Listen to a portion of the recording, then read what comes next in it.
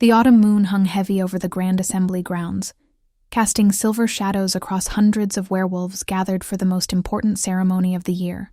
The moonlight ceremony was where destinies intertwined, where powerful alphas found their fated mates, where bloodlines were strengthened and alliances formed. For Alara Thornwood, it was supposed to be her last chance at redemption, though she knew in her heart it would likely be her final humiliation. Standing at the edge of the crowd, Alara pulled her shawl tighter around her shoulders, trying to make herself invisible among the sea of supernatural beings who radiated power she could never possess. Her unusual silver hair, which she usually kept hidden under hoods and hats, now fell freely down her back as per ceremony requirements. Her violet eyes, which shifted between shades of purple and silver depending on the moon's phase, scanned the crowd nervously. These eyes were her only remarkable feature, the only hint that perhaps she carried something unusual in her blood, though no one had ever looked closely enough to wonder why. At 22, Alara had lived her entire life as a disappointment. Born into the Thornwood family, a lineage of powerful alphas who had governed the Eastern Territories for generations, she should have been destined for greatness. Her father commanded a secondary pack of over 300 wolves. Her older brother could transform into a massive black wolf that struck fear into enemies. Her mother came from a line of Luna Queens known for their wisdom and strength. But Alara had no wolf, no inner beast that awakened during puberty, no transformation under full moons, no enhanced strength or healing. She was, for all intents and purposes, human, and in the werewolf world, being human when you should be supernatural was worse than being dead. Her family had dragged her to the ceremony with one last desperate hope that perhaps some lower-ranking alpha, someone desperate for connections to the Thornwood name, might overlook her deficiency and claim her as a mate. It was a humiliating prospect, but Alara had learned to swallow her pride years ago. Pride was a luxury afforded only to those with power, and she had none. The ceremony began as the moon reached its zenith. Elder wolves, gray with age but still emanating authority, called forward the unmated alphas. One by one, powerful males stepped into the moonlight, their eyes glowing with their inner beasts, their presence making the air itself feel heavy. The unmated females were then instructed to walk past them, allowing fate to decide which bonds would form. When two destined mates came close enough, the bond would snap into place, unmistakable and undeniable, a pull that felt like two halves of a soul finally reuniting. Alara watched as successful matches formed, as powerful alpha males claimed beautiful she-wolves who gazed at them with awe and desire. Each successful pairing was met with cheers and howls of celebration. With each match, Alara felt herself shrinking further into insignificance, hoping the ceremony would end before anyone remembered she was there. Then the air changed. A presence so powerful that even the celebrating wolves fell silent entered the grounds.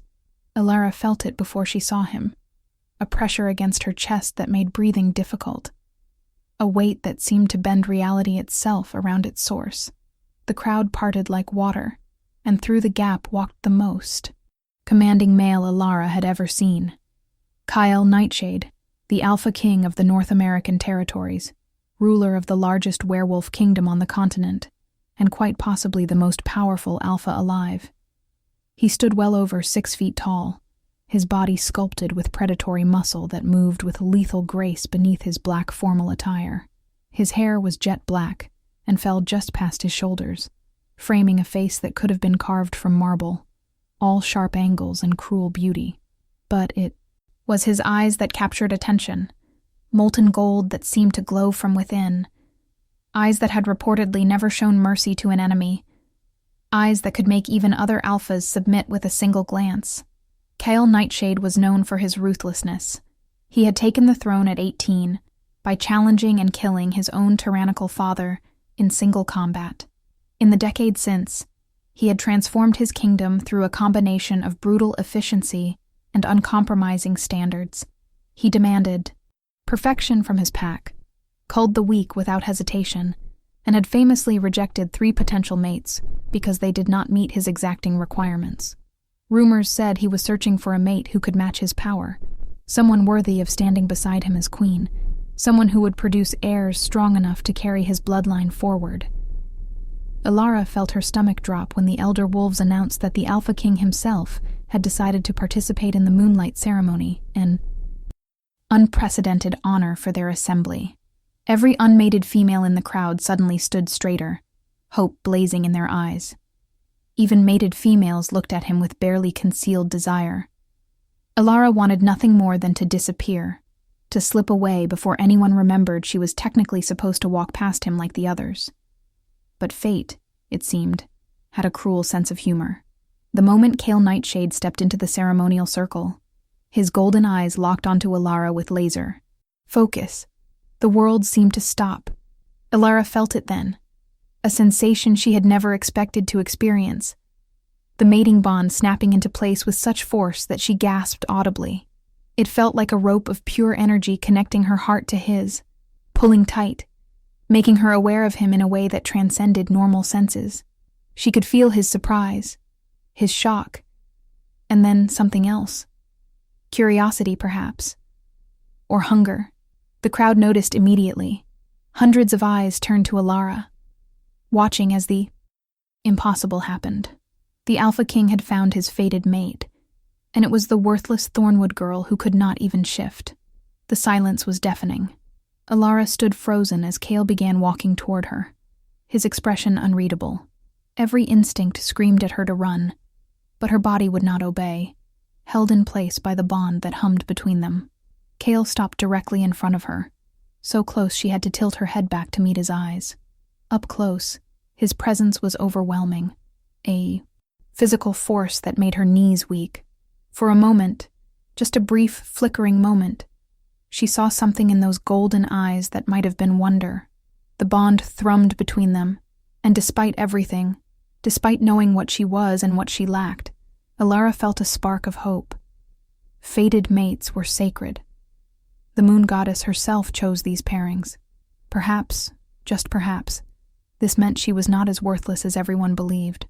Then Kale spoke, his voice deep and cold as winter. "What is your name?" It was not a gentle question. It was a demand from a king to a subject. Alara forced herself to answer despite her trembling. "Alara Thornwood. Alpha King." She saw his eyes narrow. "Thornwood? Where is your wolf, Alara Thornwood?" The question hung in the air, like an executioner's blade. Alara felt every eye on her, felt the weight of her shame crushing down. "I have no wolf, Alpha King. I was born without one." The temperature seemed to drop 20 degrees. Cal's expression transformed from neutral assessment to cold disgust in an instant. The bond between them pulsed with his emotions, revulsion and anger, and something that felt like betrayal, as if she had personally offended him by existing. When he spoke again, his voice carried across the entire assembly grounds, ensuring everyone would hear his judgment. "The moon goddess has made a mistake. This creature before me is not a werewolf. She is a human pretending to be one of us, a stain on the purity of our bloodline, a defective thing that should never have been allowed to stand in this sacred circle. I, Kale Nightshade, Alpha King of the North American territories, reject this bond. I reject Alara Thornwood as my mate. She is not worthy to even speak my name." The words hit Alara like physical blows, but they were nothing compared to what came next. When an alpha rejected a fated bond, especially one as powerful as an Alpha King, the severing was not gentle. Alara felt the connection between them, that rope of energy that had formed mere minutes ago, being ripped apart. It felt like her chest was being torn open, like someone had reached into her ribcage and was pulling out her still beating heart. The pain was beyond anything she had ever experienced, beyond what she thought it was possible to feel and remain conscious. She collapsed to her knees, unable to even scream because her lungs would not draw air. Through the haze of agony, she was dimly aware of gasps from the crowd, of her mother's mortified face, of her father's expression of pure rage, directed not at the Alpha King, but at her. The pain went on, waves of it that made her vision white out. But through it all, Alara bit her lip until it bled and refused to cry. She would not give Kale Nightshade the satisfaction of seeing her tears. She would not give any of them that satisfaction. When the pain finally receded enough for her to breathe, Alara looked up to find Kale already walking away, dismissing her, as if she were nothing, less than nothing. The ceremony continued as if her humiliation had been merely a minor interruption. Alara managed to stand on shaking legs and walk, not toward her family who would only compound her shame, but toward the edge of the grounds and then beyond, into the darkness where no one would see her collapse again. The days following the rejection were somehow worse than the event itself. Alara had naively hoped that perhaps her family might show some sympathy, some recognition that she had been humiliated through no fault of her own. Instead, she found only blame. Her father, Alpha Marcus Thornwood, summoned her to his office the morning after the ceremony. She entered to find not just her father, but her mother and brother as well, all three regarding her with expressions ranging from disappointment to barely concealed hatred. Marcus did not waste time on preamble. "You have brought unforgivable shame upon this family. The Alpha King himself rejected you, in front of the entire supernatural community. Do you understand what this means? Other Alphas who might have overlooked your deficiency will now never consider you because doing so would insult the King's judgment. You are unmarriageable, useless, a burden we can no longer afford to carry." Alara felt something inside her go numb. "Father, I did not ask for the bond. I did not want to be matched with him. How is this my fault?" Her mother, Luna Catherine, laughed bitterly. "Of course it is your fault. If you had any value at all, if you had even the weakest wolf, perhaps he would have been merciful. But no, you are completely powerless, an embarrassment that has now tainted our entire bloodline. People are already whispering that perhaps the Thornwood blood has become corrupted, that our power is fading. Your brother may have difficulty finding a proper mate now, because of you." Her brother Derek stepped forward with barely restrained violence in his eyes. "I have spent my entire life working to honor this family, to prove myself worthy of eventually taking Father's place. In one night, you have undone years of my effort. I will be mocked for having a wolfless sister, questioned about whether I carry the same defect. You have destroyed my future." Marcus held up a hand, silencing Derek. His next words were delivered with cold finality. "Alara Thornwood, you are hereby banished from Thornwood lands. You have 48 hours to gather your belongings and leave. You are forbidden from using the Thornwood name or claiming any connection to this pack. As far as we are concerned, you do not exist. If you are found on our territory after the deadline, you will be treated as a rogue and dealt with accordingly." Alara stared at her father, searching for any hint of the man who had once, long ago when she was very small, held her gently and called her his little moon. There was nothing. Whatever love he might have had for her had been completely erased by disappointment and wounded pride. She looked to her mother and saw only a stranger's face. She looked at her brother and saw an enemy. In that moment, Alara understood with perfect clarity that she had never truly had a family. She had been tolerated as long as there was hope she might somehow become useful. But now that even that faint possibility had been eliminated, she was simply garbage to be discarded.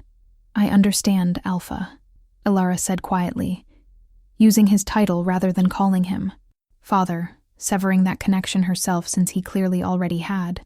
"I will be gone within the day. You will never see me again." She turned and walked out of the office with her head held high, refusing to let them see how completely they had shattered her. She had 48 hours, but Alara did not need that long. Within 6 hours, she had packed a single backpack with clothes, what little money she had saved, and a few practical supplies. She left behind everything else, all the trinkets, and memories of a life that had never really been hers. She walked out of the Thornwood mansion without looking back, passed through the packlands where wolves who had known her since childhood watched her leave without a single word of farewell or sympathy, and crossed the boundary markers into neutral territory as the sun set on her old life. For 3 weeks, Alara wandered aimlessly through human towns and cities, staying in cheap motels when she could afford them, and sleeping in her car, when she could not. She picked up temporary work where she could find it, washing dishes, cleaning houses, anything that paid cash and did not ask too many questions. The work was hard and the pay was minimal, but it kept her fed and gave her something to focus on, besides the hollow ache in her chest where her heart used to be. She quickly discovered that living among humans when you had been raised in the supernatural world was jarring in ways she had not anticipated. Humans moved through life, blissfully unaware of the predators that walked among them, unaware of the complex hierarchies and ancient laws that governed the hidden world. Ilara found their innocence both refreshing and exhausting. She did not belong with them any more than she had belonged with the werewolves. She was caught between worlds, fitting into neither. The loneliness was crushing. Ilara had never had many friends even within her pack, her lack of wolf making her an outcast, but she had at least been around. Others of her kind had at least been part of something larger than herself, even if that participation was reluctant. Now she was truly alone, and the silence of her own mind, empty of the inner voice that every werewolf possessed, the voice of their wolf, was deafening. On the night of the new moon, exactly 4 weeks after her banishment, Ilara found herself driving on a remote highway, with no particular destination in mind. She was exhausted, not just physically, but existentially, tired in a way that sleep could not fix.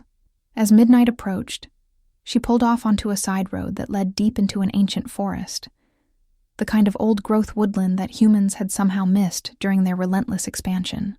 She parked her car and began walking into the trees, drawn by something she could not name, a pull that felt similar to the mating bond, but older, deeper, more fundamental. She walked for what felt like hours, though time seemed strange under the canopy of ancient trees. Eventually, she emerged into a clearing that should not have existed, a perfect circle of grass surrounded by trees that had to be thousands of years old. In the center of the clearing stood a woman, and Ilara knew immediately that this was no ordinary person. The woman appeared ageless, her skin luminous in the darkness, her hair flowing around her like liquid silver, her eyes holding the depth of millennia. She wore robes that seemed to be woven from moonlight itself, and the air around her shimmered with power so intense it made Ilara's teeth ache. "Ilara Thornwood," the woman said, her voice like music and thunder combined. "I have been waiting for you." Ilara stopped walking, suddenly aware that she should probably be afraid, but finding that she was not. "Who are you?" The woman smiled, and it was like watching the moon rise. "I am called Selene, though I have had many names across the ages. I am one of the last guardians of the moon, keeper of ancient knowledge, protector of forgotten bloodlines. And you, child, are the reason I have remained in this world when all my sisters have long since passed into the beyond." Ilara felt her heart begin to race. "I don't understand. I'm nobody. I'm powerless." Celine's expression shifted to something like pity mixed with steel. "That is what they told you. That is what they believe. But they are wrong. And their ignorance has nearly cost us everything. Come, sit with me, and I will tell you the truth about what you are." They sat on the grass in the center of the clearing, and Selene began to speak. Her words painted a history that Ilara had never been taught, a hidden past that the modern werewolf world had either forgotten or deliberately erased. She spoke of a time thousands of years ago when werewolves were not simply humans who could transform into wolves, but beings who existed in perfect balance with the lunar cycles, drawing power directly from the moon itself. Among these ancient werewolves, there had been a rare bloodline called the Lunaris. Unlike common werewolves who possessed an inner wolf as a separate entity, the Lunaris were born with their essence completely merged with lunar energy. They did not transform into wolves because they did not need to. They were, in the truest sense, children of the moon goddess herself, living conduits for her power. The Lunaris could control the transformations of other werewolves, could strip an alpha of his wolf with a thought, could heal injuries that would kill any other being, could channel raw lunar energy as a weapon more devastating than any claw or fang. They were revered as living gods, as the ultimate authority in werewolf society. But power, as always, bred fear and resentment. As the centuries passed and the Lunaris remained rare while common werewolves multiplied, ambitious alphas began to see them not as leaders, but as obstacles to their own dominance. A conspiracy formed, and over the course of several generations, the Lunaris were systematically hunted down. The genocide was brutal and thorough. Alphas spread lies that the Lunaris were abominations, that their lack of wolf form meant they were corrupted, that they threatened the purity of werewolf bloodlines. One by one, the Lunaris families were destroyed until it was believed that the bloodline had been completely eradicated. But they were wrong, Celine said, her eyes glowing with inner light. A handful survived by hiding their true nature, by allowing themselves to be seen as powerless humans married into werewolf families. They passed down the bloodline in secret, each generation hoping that someday it would be safe for a Lunaris to awaken again. Your great-great-great-grandmother was one of those survivors, and the bloodline has been sleeping in your family ever since, waiting for the right moment, the right circumstances, the right vessel. Alara felt like the world was tilting beneath her. You're saying I'm one of these Lunaris? But I don't have any power. I can't do any of the things you described. Celine reached out and took Alara's hands in her own. The moment they touched, Alara felt it, a surge of energy that had been locked away inside her entire life, dormant and waiting. It was like suddenly becoming aware of a limb she had never known she possessed, a sense that expanded her perception of reality. Your power has been dormant, because awakening a Lunaris bloodline requires two things. First, profound trauma, an experience that breaks down the barriers between your conscious self and your lunar essence. The rejection by your fated mate, especially one as powerful as the Alpha King, and the subsequent banishment from your family provided that trauma. Second, it requires proximity to a lunar nexus during the new moon, when the veil between the physical and spiritual is thinnest. This clearing is one of the few remaining nexus points. And tonight is the new moon. You were drawn here because your bloodline recognized the opportunity to finally awaken. Alara pulled her hands back, fear suddenly overwhelming her curiosity. I don't want power. I just want to be left alone, to find some quiet corner of the world where I can forget everything that happened. Celine's expression hardened. That is no longer an option. Your awakening has already begun. The moment you entered this clearing, the moment we touched, the process became irreversible. Within the next lunar cycle, your Lunaris nature will fully manifest. Whether you want it to or not, you have a choice now. But it is not whether to have power. It is whether you will learn to control that power, or be consumed by it. The words hung heavy in the air between them. Alara wanted to run, to reject this revelation as some kind of trick or delusion. But deep inside, in a place she had never been able to access before, she felt the truth of it. Something was changing within her, something vast and ancient stirring to life after centuries of sleep. If what Celine said was true, if she really was about to manifest powers beyond anything modern werewolves possessed, then doing so without training would likely result in catastrophe. What would training involve? Alara asked quietly. Celine's smile was approving, but sad. Pain, growth, transformation. I will not lie to you, child. Awakening your full Lunaris powers will be the most agonizing experience of your life. Your body will need to be restructured on a cellular level. Your mind will need to expand to accommodate senses you never had. Your spirit will need to be forged in lunar fire until it is strong enough to channel the moon's power without shattering. Many who have attempted this training in ages past did not survive. Those who did were forever changed, unable to return to the simple lives they once lived. But I would be powerful, Alara said, and she was surprised by the steel in her own voice. I would never be weak again. No one would ever be able to hurt me or cast me aside like I was nothing. Celine nodded slowly. Yes, you would be powerful beyond measure. But power is not the same as happiness, child. The Lunaris who lived in the ancient times were revered, but they were also isolated. Their power made them different, separate. You must understand that if you walk this path, You will never again fit into the normal werewolf world. You will be something other, something more and something less simultaneously. Alara thought about her father's cold dismissal, her mother's disgusted face, her brother's hatred. She thought about Kale Nightshade's cruel rejection, the way he had looked at her like she was garbage beneath his notice. She thought about a lifetime of being told she was worthless, of being made to feel like her very existence was a mistake.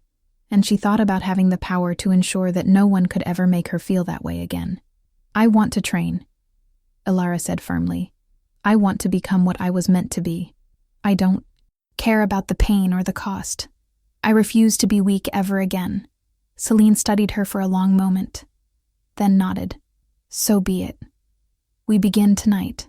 By the time the next full moon rises, you will have taken your first steps toward becoming the goddess of the moon that the ancient prophecies foretold. And when you are ready, you will return to the werewolf world, not as the powerless girl they rejected, but as the force that will reshape their entire civilization. The training began immediately and was every bit as brutal as Celine had promised. That first night, Celine guided Alara through a meditation that opened pathways in her mind that had been sealed shut her entire life.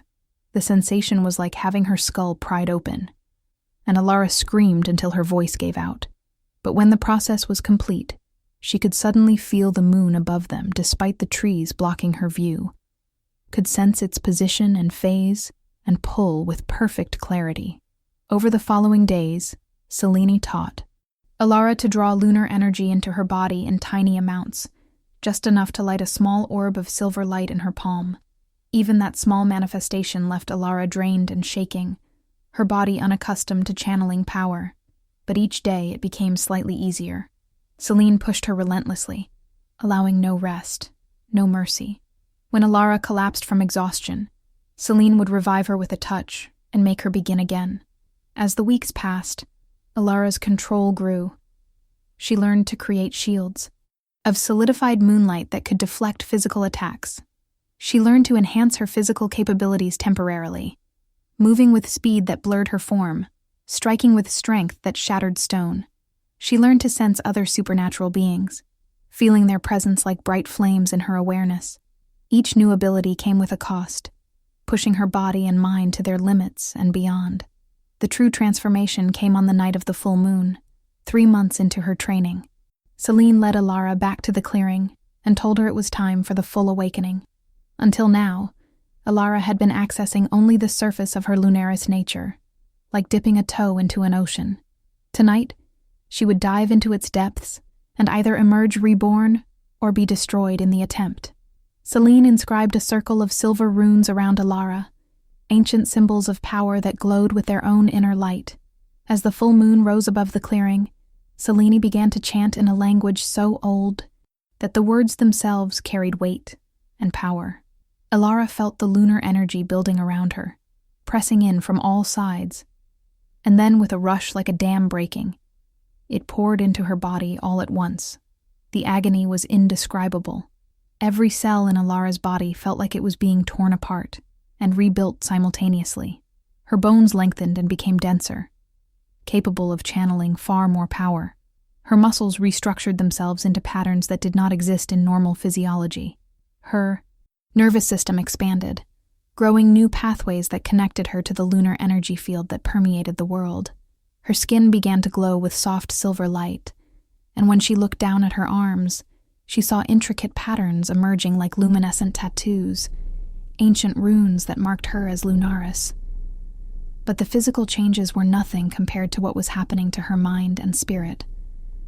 Alara felt her consciousness expanding outward, suddenly aware of every werewolf within miles, feeling their emotions and their power levels like individual notes in a vast symphony.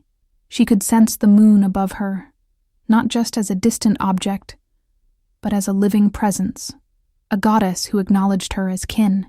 Power flooded through her in waves that should have killed her, but instead forged her into something that could withstand it. The transformation lasted for hours. When it finally ended, Alara collapsed to the ground, gasping for breath. But she was alive. More than alive. She felt more real than she ever had before. as if her entire previous existence had been a fated dream, and only now was she truly awake. She pushed herself to her feet and looked at Celine, who was smiling with satisfaction and exhaustion. "You have done it, child. You are Lunaris now, fully awakened. How do you feel?" Ilara stretched, feeling the power humming through her veins, coiled and ready. Her eyes, which had always shifted between violet and silver, now glowed with steady silver light. The runes on her arms pulsed in time with her heartbeat. When she spoke, her voice carried harmonics that had not been there before. "I feel alive. I feel powerful. I feel like I could reshape the world with my bare hands." She paused, then added more quietly, "And I feel angry.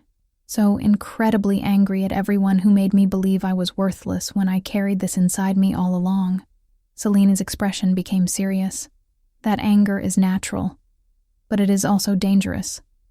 The Lunaris of old fell not because they were weak, but because they allowed their power to make them arrogant. They forgot that power without wisdom is simply destruction. You have awakened your abilities, but now comes the harder training. Learning to master yourself, to use your power not for revenge, but for purpose." For the next 3 months, Celine focused on teaching Ilara control and philosophy. She showed her how to suppress her aura so she could move among werewolves undetected when needed, how to focus her power with surgical precision rather than overwhelming force, how to read the lunar cycles and draw maximum strength during optimal phases. But more importantly, she taught Ilara about responsibility, about the burden that came with being the most powerful being in any given space. Celine shared stories of the ancient Lunaris, both their triumphs and their failures. She told of Lunaris queens who had governed with wisdom and compassion, using their power to protect the weak and maintain balance. But she also told of Lunaris who had been corrupted by their own strength, who had become tyrants worse than any alpha, who had ultimately been destroyed by those they oppressed. "Power reveals character. It does not create it," Celine taught. "You must decide what kind of being you wish to become." Ilara listened and learned, but the anger never fully left her. She dreamed often of the moment Kale had rejected her, of her father's cold dismissal, of a lifetime of being made to feel less than. The power within her wanted to be used, wanted to show all of them how wrong they had been. Celine seemed to sense this struggle and did not try to suppress it. "Your anger is part of you, and denying it would be dishonest, but you must learn to channel it, to use it as fuel, rather than allowing it to use you." If you enjoyed this story so far, make sure to hit that like button and subscribe to the channel for more supernatural romance stories that will keep you captivated. 6 months after entering Celine's clearing, on the night of another full moon, Celine finally told Ilara it was time. "You are ready to return to the werewolf world. Your training is not complete. It never truly will be. But you have mastered enough to survive and to fulfill your purpose." Ilara looked at her mentor, this ageless being who had given her everything. "What is my purpose?" Celine's eyes glowed like miniature moons. "To restore balance. The werewolf world has fallen into corruption. Alphas rule through fear and brutality, hoarding power while their pack members suffer. The old codes of honor, of using strength to protect rather than oppress, have been forgotten. You must become what the ancient prophecy spoke of, the goddess of the moon, who would arise in the darkest times to judge the unworthy and guide the supernatural world back toward the light." "And Kale?" Ilara asked quietly. "What about the Alpha King who rejected me?" Celine's expression was unreadable. "That is complicated. The fated mate bond that once existed between you was severed, but the potential for it remains in both of your souls like a scar. With your awakened power, you could reforge that bond, but it would have to be by choice, not by destiny. More importantly, Kale Nightshade is the most powerful alpha in the modern world, and his kingdom sets the example that others follow. If you wish to truly change werewolf society, You must change him first, or remove him from power entirely. Elara felt her power surge in, response to her emotions, silver light crackling around her fingers. I'm not interested in reforming him.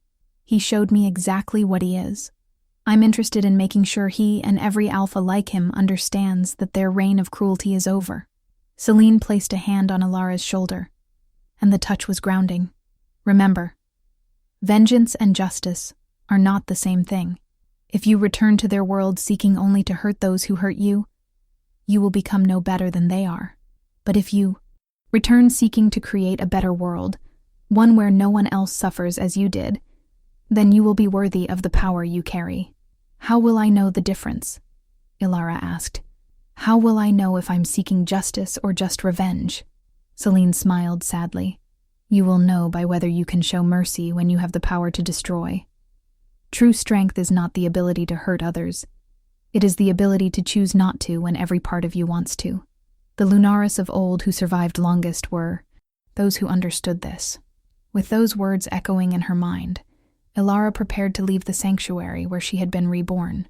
Celine gave her robes of silver fabric that seemed to absorb and reflect moonlight, garments that would mark her as something beyond ordinary werewolves. She gave her a staff carved from ancient wood and capped with moonstone that could focus her power for greater effects. And she gave her one final piece of advice. There is a gathering happening in 3 days. The Grand Conclave, where all the alphas of North America meet to discuss territorial disputes and political matters. It takes place in Kale Nightshade's kingdom. If you wish to make a statement, to announce your presence and purpose to all of werewolf society at once, that would be the place to do it.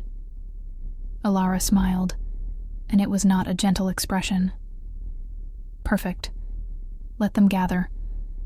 Let them feel safe and powerful in their little kingdom. And then I'll show them what real power looks like. She embraced. Celine, this guardian who had saved her life and soul.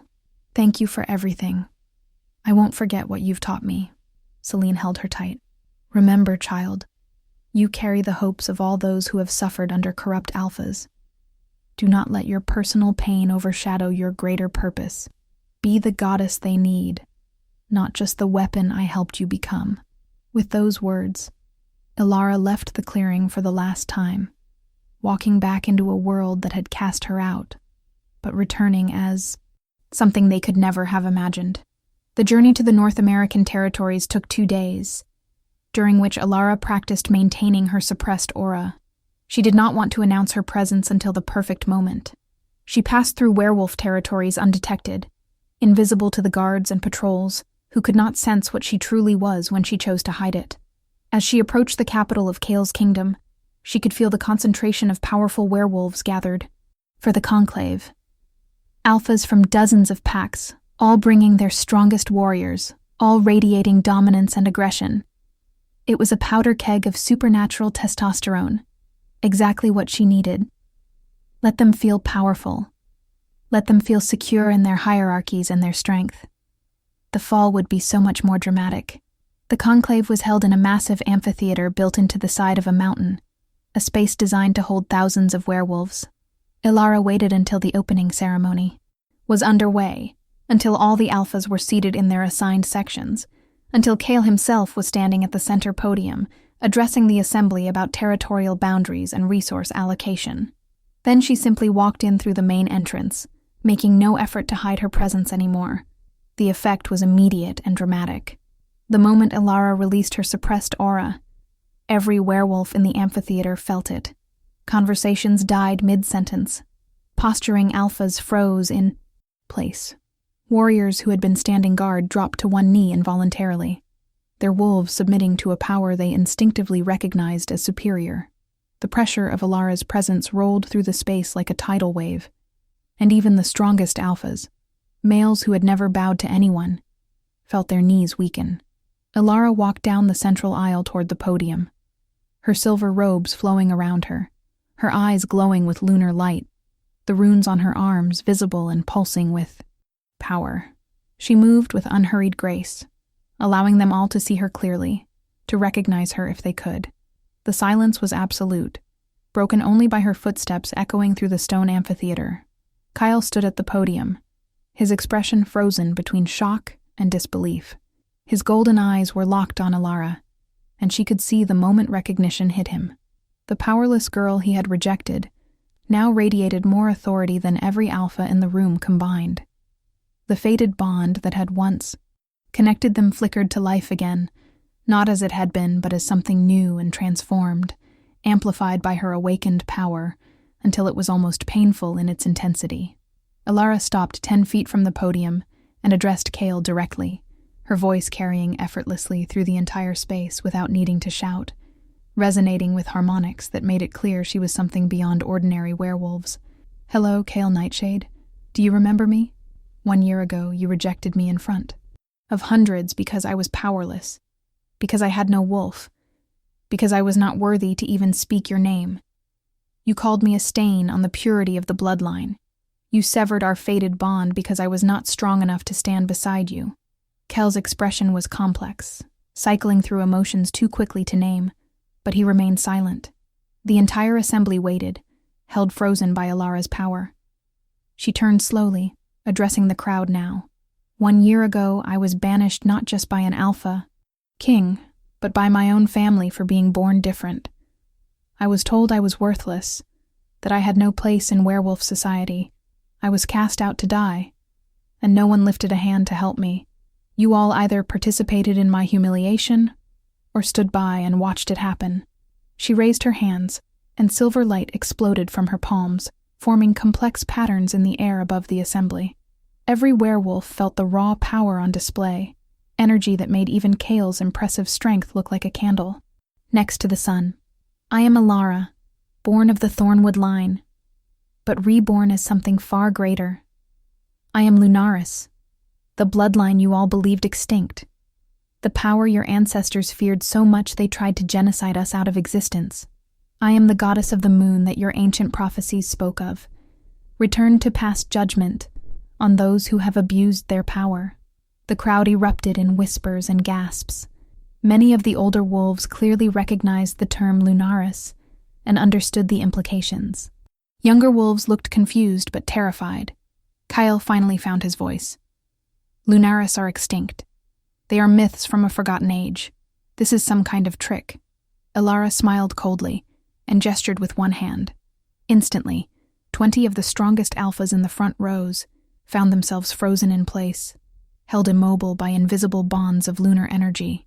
Their wolves tried to push forward, to break free through transformation. But Alara simply clenched her fist, and their transformations halted, mid-shift, leaving them trapped between forms in obvious agony. "Does this feel like a myth?" Alara asked softly. "I can control your transformations. I can strip away your wolves as easily as removing a coat. I can feel every supernatural being within miles, know their power level, their emotional state, their intentions. I am connected to the moon itself, drawing directly from its infinite power. I am what your kind destroyed out of fear, and I have returned to restore the balance your corruption has destroyed." She released the frozen alphas, who collapsed gasping. The message was clear to everyone present. Alara could kill any of them with a thought, and there was nothing they could do to stop her. She looked back at Kyle, who stood rigid with what looked like a mixture of awe and terror.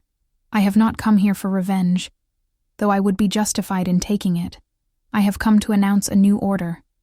The age of alphas ruling through fear and brutality is over. I will be traveling through your territories over the coming months, and I will be evaluating each alpha, each pack leader, each warrior in a position of power. Those who have used their strength to protect and serve will be left in peace. Those who have abused their power, who have tormented the weak, who have forgotten that leadership is service, will be removed from their positions." The threat was explicit, and the amphitheater erupted in outrage. Dozens of alphas jumped to their feet, shouting challenges and threats. But Alara simply released a pulse of power that slammed them all back into their seats and held them there. When she spoke again, her voice cut through the chaos like a blade. "You will not challenge me. You will not threaten me. You will accept the new order, or you will be removed from it." I am not asking for your permission. I am informing you of how things will be from this moment forward." She turned back to Kale. "And you, Alpha King, will be the first to be judged. Your kingdom sets the standard for all others. If you are found worthy, others will follow your example. If you are found wanting, your removal will send a message that no one, regardless of power or position, is above accountability." The fated bond pulsed between them, and Alara felt his complex emotions through it, shock and fear and regret and something that might have been longing, but she shut it down, refusing to let that broken connection affect her judgment. "In 1 month, I will return to pass final judgment on you, Kale Nightshade.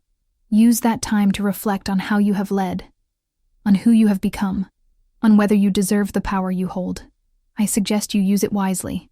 With those words, Alara turned and walked back up the aisle, every eye following her. She paused at the entrance, looked back at the assembly one last time, and spoke a final warning. A new age has begun for all werewolves. Those who embrace it will thrive. Those who resist will be swept away like dust before a storm. Choose wisely which side of history you wish to stand on.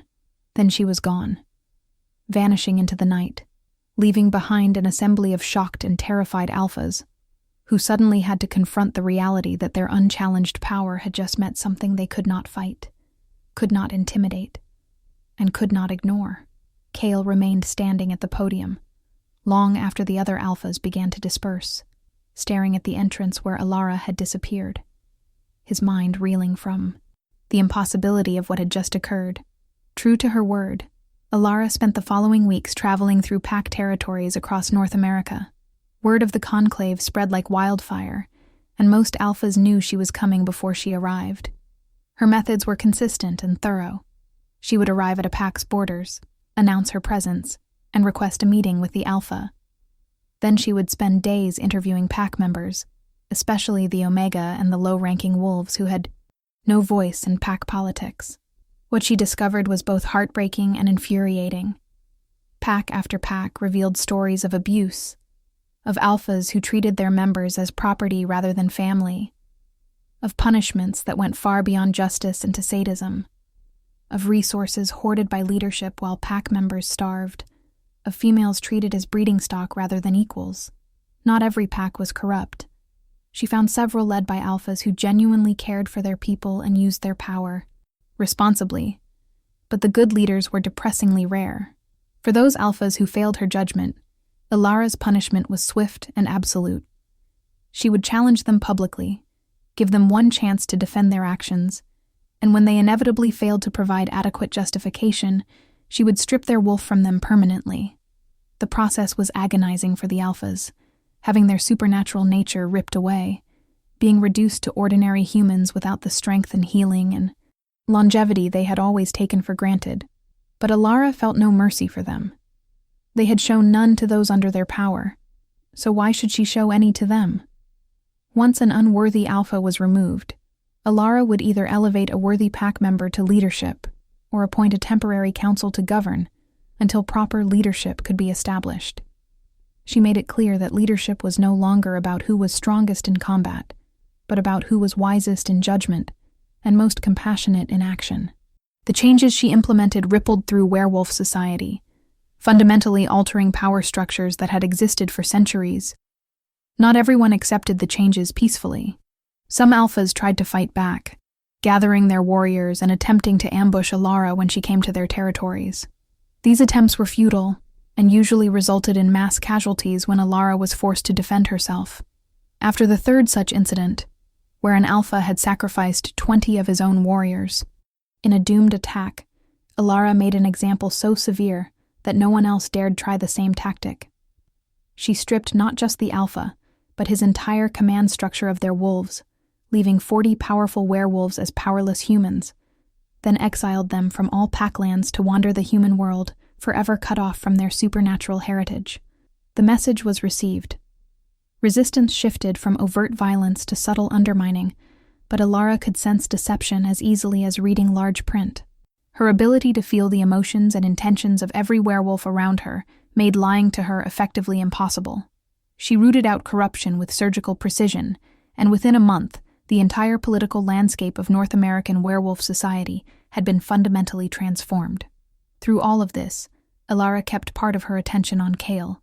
The fated bond, though rejected and warped, still connected them enough that she could sense him even from hundreds of miles away. She felt his turmoil, his crisis of conscience, his desperate attempts to evaluate his own leadership objectively. She felt him making changes in his own kingdom, reaching out to pack members he had ignored, reviewing policies that suddenly seemed cruel when examined through a lens of compassion rather than efficiency. As the month drew to a close, Elara began her journey back to Cale's territory to pass final judgment as promised. But before she arrived, something unexpected occurred. A threat emerged that put even her formidable powers to the test and forced her to confront whether she truly wanted to reshape the werewolf world or simply punish it for what had been done to her. The attack came on a moonless night as Elara traveled through a neutral forest. She felt them before she saw them. Humans, but not ordinary humans, carrying power that felt ancient and wrong. They materialized from the shadows. 12 figures wearing robes marked with symbols that predated modern language. When they spoke, their voices harmonized in unsettling ways. Lunaris, we have been waiting centuries for one of your kind to resurface. Your bloodline ends tonight. These were hunters, but not the kind that tracked werewolves for sport or safety. These were the descendants of the original conspiracy that had nearly destroyed the Lunaris bloodline millennia ago. Humans who had been given magic by ambitious alphas in exchange for eliminating the one threat to alpha supremacy. They had been waiting all this time, passing down their mission through generations, for a Lunaris to emerge again. The battle was immediate and brutal. The hunters attacked with magic that countered lunar power specifically, spells designed by ancient alphas who had studied Lunaris weaknesses. Elara found herself actually struggling for the first time since her awakening. These humans had weapons enchanted to pierce her shields, curses that disrupted her connection to the moon, binding spells that could temporarily suppress her power. It became clear very quickly that they had been preparing for this fight for centuries, and they had no intention of failing. Elara fought with everything she had, silver energy exploding in waves that scorched the earth, shields that deflected magical attacks, enhanced speed that let her dodge killing blows.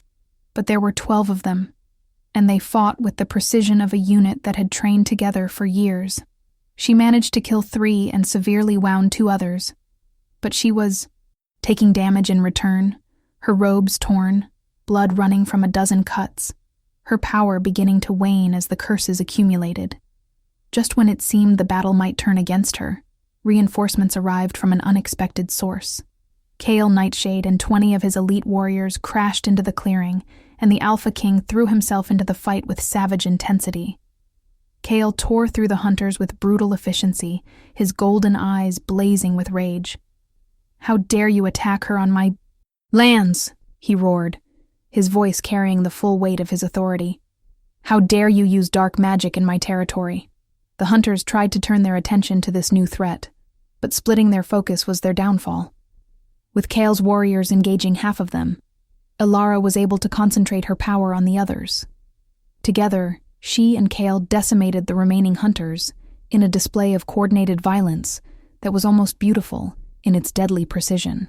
When the last hunter fell, Cale shifted back to human form and walked toward Elara, his hands raised in a gesture of peace. "Are you injured? I have healers who can help." Elara looked at him, truly looked at him for the first time since her transformation. Cale was covered in blood, his own, and the hunter's, his chest heaving from exertion. But it was his eyes that caught her attention. The cold cruelty that had defined them a year ago was gone, replaced by genuine concern and something that looked like desperate hope. "Why did you help me?" she asked quietly. "I came here to judge you, possibly to destroy you. Why would you save me?" Cale's expression was raw with emotion. "Because I was wrong. About you. About everything. This past month, as I watched you travel through the territories, as I felt your presence through the bond we once shared, I have been forced to confront what I became. You were right at the conclave. I have ruled through fear and cruelty, demanded perfection while showing no compassion, used my power to dominate rather than protect. I look at the changes you've made, at the pack members who now smile instead of cowering, and I am ashamed of the world I helped create." He took a step closer, and Alara found herself not retreating. "I rejected you because you didn't fit my narrow definition of worthiness, but the truth is, I was never worthy of you. Not then, and probably not now. But watching you become this force of nature, this goddess who cares more about justice than revenge, has made me want to be better. I saved you not because I expect forgiveness, not because I think I can somehow undo the harm I caused, but because you are trying to create a world I want to live in, and I cannot let it be destroyed by zealots who fear change." Alara felt the bond between them pulse with his sincerity, felt the depth of his remorse and his tentative hope. For a moment she was tempted to maintain her walls, to reject his words as manipulation. But her Lunaris senses could not be fooled. What Kale felt was genuine. He had changed, or at least begun the process of changing. The question was whether that change was enough, and more importantly, whether she could move past her own pain to acknowledge it. Let me know in the comments if you think Alara should give Kale a second chance, and don't forget to subscribe for more stories like this one. "Words are easy, Kale Nightshade," Alara said finally. "Change is measured in actions over time. You say you have realized your mistakes, but realization is only the first step. I need to see consistent transformation before I can even consider forgiving what you did to me." She paused, then added more softly, "But I acknowledge that you came when I was in danger, that you risked your life and the lives of your warriors to protect me. That counts for something." Kyle nodded, not arguing, accepting her judgment. "What would you have me do? I know I'm to be judged today as you promised, but is there anything I can do to prove my sincerity?" Alara considered for a long moment, then made a decision that surprised even herself. "Yes. For the next 3 months, you will live as an Omega in your own pack. You will experience the vulnerability of being powerless among the powerful. You will feel what it's like to have your fate controlled by someone stronger. Only after you have walked in those shoes will you truly understand why your previous rule was unjust. The demand was unprecedented and humiliating. An alpha king reduced to the lowest rank, serving those who had once served him. Several of Kale's warriors made sounds of protest, but he silenced them with a gesture. "I accept. If living as an Omega is what it takes to prove I've changed, then that's what I'll do. I have no right to refuse." Alara nodded, then placed her hand on his chest. Silver light flowed from her palm into him, and Kyle gasped as he felt his alpha power being temporarily bound, sealed away where he could not access it. When the process was complete, he stood before her as essentially a human, still larger and stronger than a normal person, but without any of his werewolf abilities. 3 months, Alara repeated. "At the end of that time, if you have truly learned what I want you to learn, your power will be restored. If you have not, it will be removed permanently. Do you understand?" Kale met her glowing silver eyes without flinching. "I understand. And thank you for giving me this chance when I deserve none." Alara turned to his warriors. "Your Alpha King has accepted judgment. Any who have issue with this may challenge me now." Not one warrior moved. They had all felt her power at the conclave, had just watched her fight 12 trained magic users. Challenging her would be suicide, and they knew it. Over the following 3 months, Alara established herself as a guardian presence throughout the werewolf territories, while simultaneously watching Kale's progress from a distance. The bond between them, still present despite everything, allowed her to sense his experiences. She felt his humiliation the first time he had to submit to a younger wolf's commands. She felt his frustration at being unable to protect himself when other wolves pushed him around. She felt his growing understanding of just how vulnerable the Omegas in his pack truly were. But she also felt moments of genuine connection, times when Kale helped another Omega who was struggling, when he offered comfort to pack members who were grieving, when he worked tirelessly at menial tasks without complaint. He threw himself into the role with total commitment, refusing to use his reputation or connections to make things easier. He wanted to experience the full reality of life at the bottom of the hierarchy. Meanwhile, Alara continued her work reshaping werewolf society. She established a council system where each region would be governed not by a single alpha, but by a group of leaders representing different aspects of pack life. Warriors, healers, teachers, and artisans all had voices in decision-making. Power was distributed, rather than concentrated, making it much harder for any single individual to become tyrannical. She also uncovered and dealt with the remnants of the hunter organization that had attacked her. With Kale's help and resources, they tracked down the surviving members and discovered they were part of a global network that had been working to keep werewolves and other supernatural beings weak and divided. Alara systematically dismantled this network, not through violence when it could be avoided, but by exposing them to supernatural communities worldwide and letting those communities deal with betrayers in their midst. Through all of this work, Alara found herself thinking about Kale more than she wanted to admit. The bond between them had become something different from the original fated connection, something that felt more chosen than destined. She could sense his genuine transformation, could feel him becoming someone she might actually respect, rather than simply being forced to desire through magical compulsion. The 3-month period ended on a night of the full moon, and Alara returned to Kale's territory for his final judgment. She found him in the Omega quarters, helping an elderly wolf prepare dinner for the others. He looked up when she entered, and the hope in his eyes was tempered with acceptance. He would not beg for his power back. She could see that, clearly. He had learned to find value in himself beyond his supernatural strength. "Walk with me," Alara said simply, and Kale followed her out into the moonlit forest. They walked in silence for some time, before Alara finally spoke. "You have surprised me, Kale Nightshade. I expected you to rebel against the Omega role, to find ways to shortcut the experience, to count the days until it ended. Instead, you embraced it fully. Why?" Kyle was quiet for a moment before answering. "Because you were right. I spent my entire life believing that strength was the only thing that mattered, that power justified any action. Living without that power forced me to confront who I was underneath it, and I did not like what I found. I was hollow, Alara. I had built my entire identity on being the strongest, the most dominant, and when that was taken away, there was nothing left." He stopped walking and turned to face her. "But over these months, I discovered I could build something new. I learned that real strength is not about dominating others, but about lifting them up. I found that I could be valuable to the pack not by ruling them, but by serving them. I learned what you tried to show me a year ago, that worth is not measured in power, but in character. So no, I did not rebel against the Omega role, because it was teaching me lessons I desperately needed to learn." Alara studied him, her Lunaris senses confirming the truth of his words, feeling the fundamental shift in his spirit. "And if I restore your power now, will you return to your old ways? Will you forget these lessons once you're strong again?" Kyle shook his head firmly. "Never. I could not if I tried.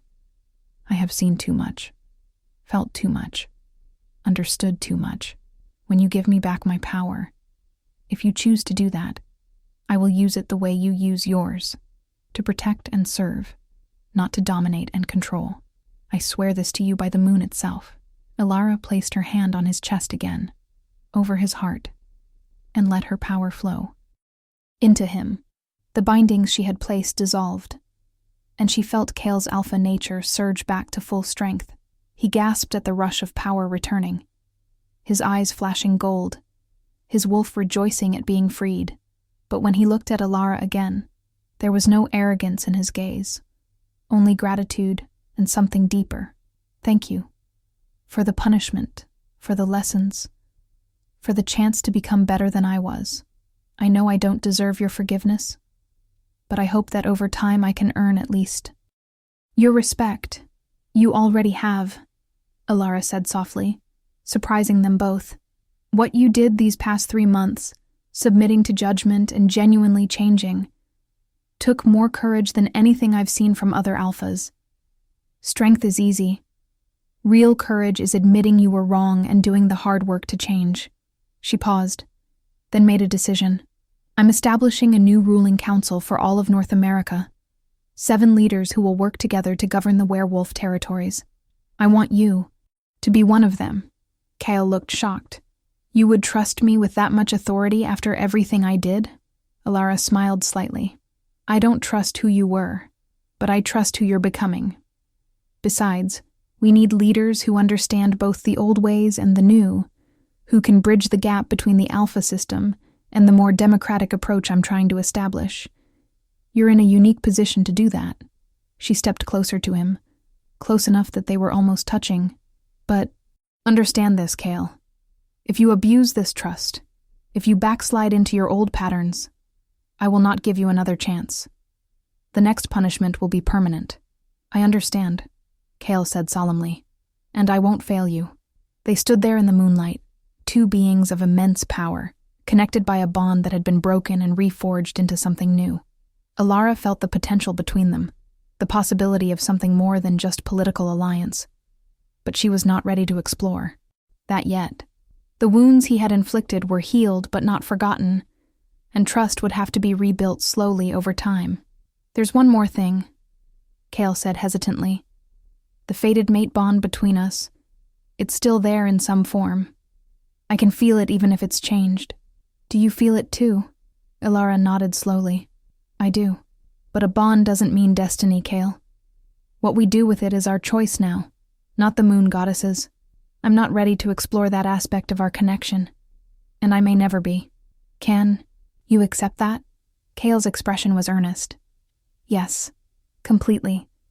If all we ever have is professional respect and alliance, that will be more than I deserve. If someday you decide you want more, I will be honored beyond measure, but I will never push, never demand, never assume. You have my word. Alara felt the truth of his promise through their connection and allowed herself a small smile. Good. Now let's get back to work. We have a new world to build, and it's going to take both of us to make it happen. Over the following months, Alara and Kyle worked together closely to implement the new council system and continue reforming werewolf society.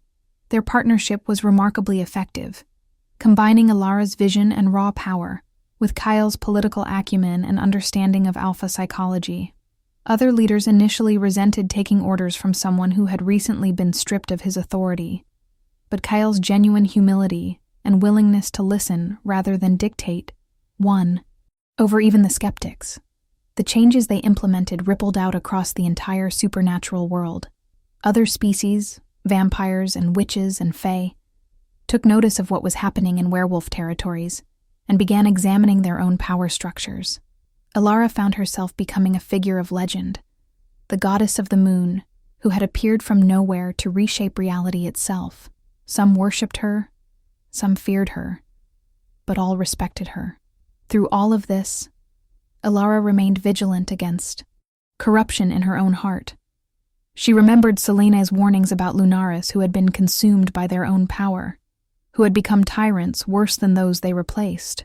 She made a point of seeking counsel from others, of listening to criticism even when it stung, of questioning her own decisions and motivations. Power had not corrupted her because she refused to let it. But the temptation was always there, a seductive whisper promising that she could reshape the world however she wished. Her relationship with Kyle evolved slowly and naturally. They spent countless hours working together, debating policy, resolving disputes, traveling to various territories. Through it all, Alara saw him consistently choose compassion over cruelty, service over domination. He never tried to leverage their bond or their history to gain advantage. He treated her as an equal colleague and friend, nothing more, respecting the boundaries she had set. 6 months after Kale's judgment, they were traveling together to mediate a territorial dispute when they were ambushed again, this time by a rogue faction of alphas who rejected the new order entirely. These alphas had banded together in a desperate attempt to kill Alara and restore the old hierarchy. They had planned carefully, attacking during a new moon when Alara's powers were at their weakest, using silver weapons and bringing overwhelming numbers. The battle was vicious. Alara fought with everything she had, but even her Lunaris abilities had limits, and facing 30 experienced alpha warriors during her weakest phase pushed her to the edge. She took several serious wounds, silver blades cutting deep, poison working through her system. She could feel herself weakening, her power faltering. This might be the end, she realized with strange calm. After everything she had survived and accomplished, she might die here at the hands of wolves too stubborn to accept change. Then Kyle was there, throwing himself into the fight with absolute ferocity. But he did not fight alone. He had brought warriors loyal to the new order, wolves who believed in Alara's vision and would die to protect it. The battle turned into a chaotic melee, but Kale never left Alara's side, guarding her while she tried to recover enough power to turn the tide. One of the rogue alphas, recognizing that Alara was the key to everything, broke through the defensive line and lunged at her with a silver spear aimed at her heart. Alara was too weak to dodge. Her shields were down, and she knew the strike would be fatal. But Kyle moved faster than thought, throwing himself between her and the weapon. The silver spear punched through his chest, a killing blow for any werewolf, and he collapsed at her feet, blood pouring from the wound. Something broke inside Alara at the sight of Kyle dying to protect her. The fated bond between them blazed to life with intensity it had never had before, and Alara felt power surge through her that had nothing to do with the moon and everything to do with raw, emotional connection. She screamed, and lunar energy exploded from her in a nova that incinerated every rogue alpha within 100 yards. The rest fled in terror, and silence fell over the battlefield. Alara dropped to her knees beside Kale, pressing her hands to his chest wound. Silver poisoning was deadly to werewolves, shutting down their healing factor and causing rapid death. Already his skin was turning gray, his breathing shallow and rapid. "No," Alara whispered fiercely. "No, you don't get to die. Not like this. Not for me."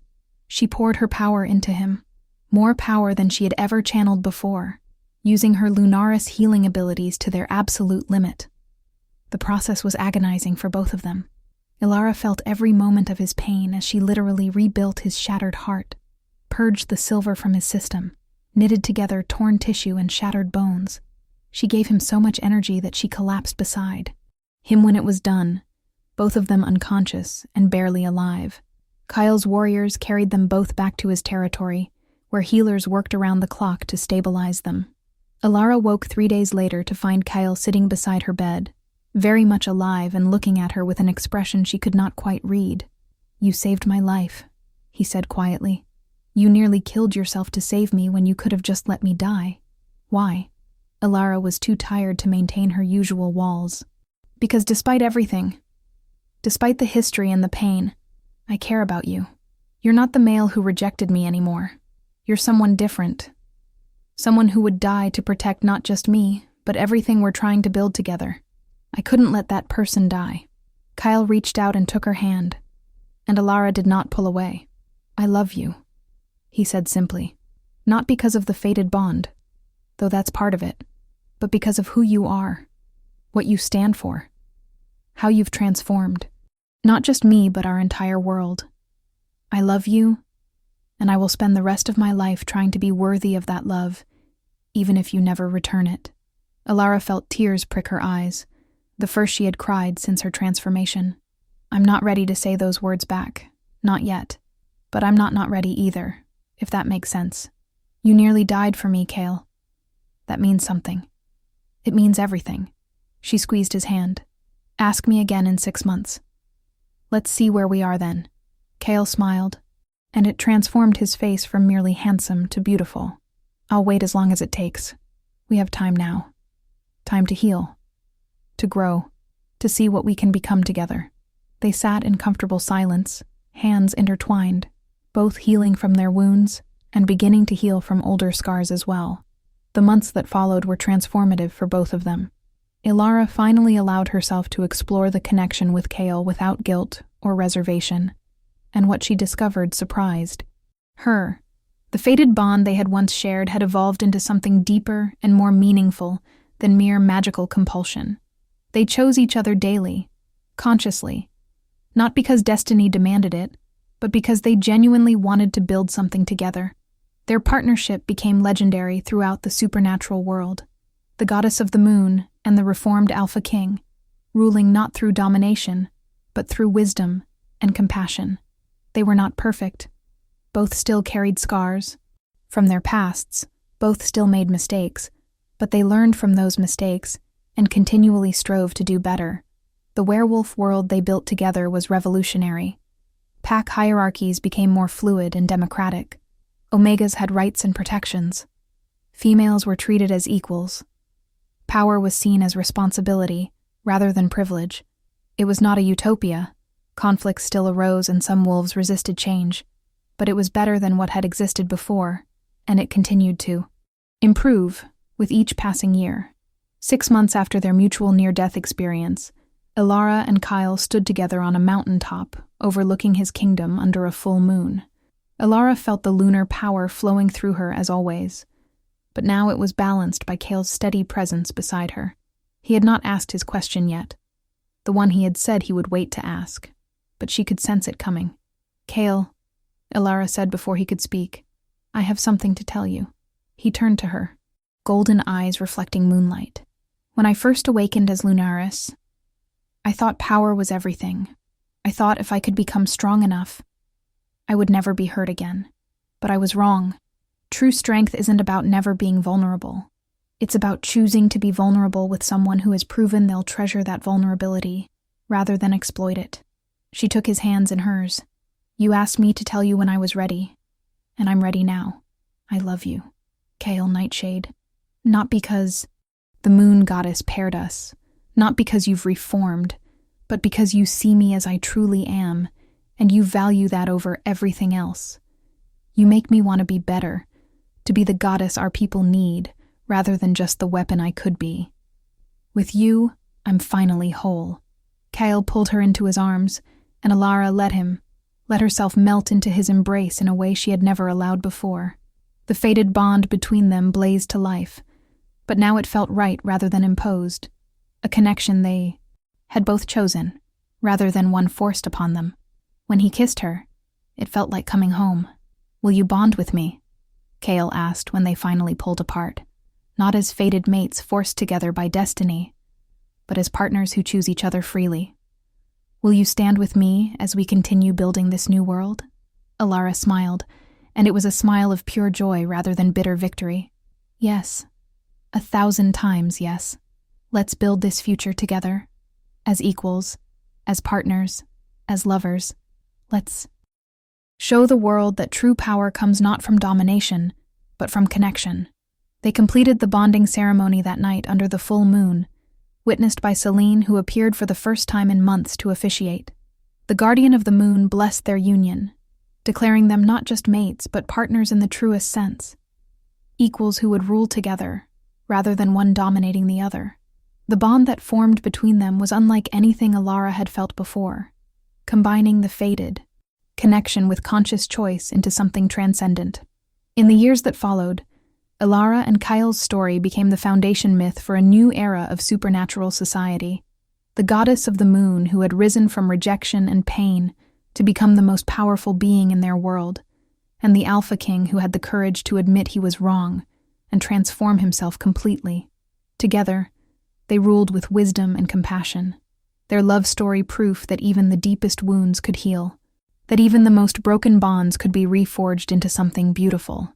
The final image of their story shows them years later, standing together as their first child, a daughter with silver hair and golden eyes, takes her first steps.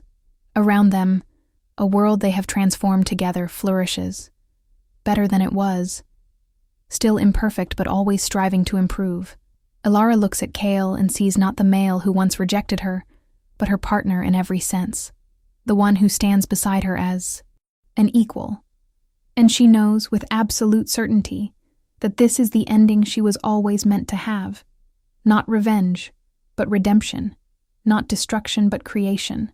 Not isolation, but love. The moon shines down on them all, and in its light, new possibilities are born every day.